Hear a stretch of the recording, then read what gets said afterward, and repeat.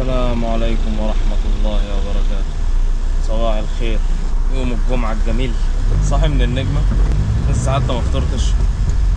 هفطر ان شاء الله في المكان اللي انا هروحه. صاحي من عز النوم، كان عندي ميعاد الساعة 9 واللي انا رايح له اتصل بيا الساعة 9.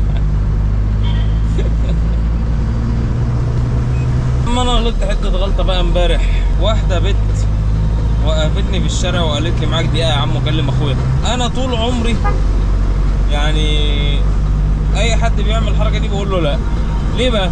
لانها ممكن تطلع حراميه يا حبيبي، ممكن تطلع حراميه، ممكن يكون مع حد تاني يبقوا نصابين يقول لك ده تليفوننا ده مش تليفونه ده، فاهم يعني؟ ممكن تدخل نفسك في مشاكل انت في غنى عنها. بس انا لان انا كنت لسه يعني واخد بالي ان المكان ما فيش فيه حد تقريبا، وانا كنت جنب شغلي فالدنيا في السليم في الغالب، فقلت لها ماشي. بس انا حسيت بعد ما عملت كده بالندم.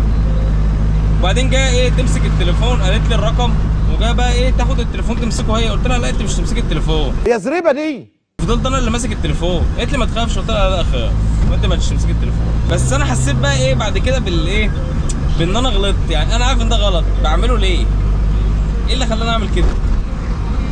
يلا ما تغلطش غلطتي. المره دي جت سليمه، ما حصلش حاجه، بس ممكن في مره ما تجيش سليمه.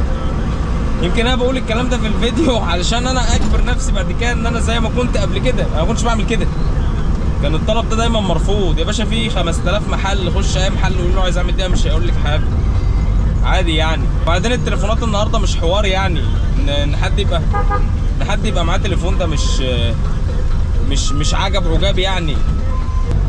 فما تغلطش غلطتي. صباحكم فل.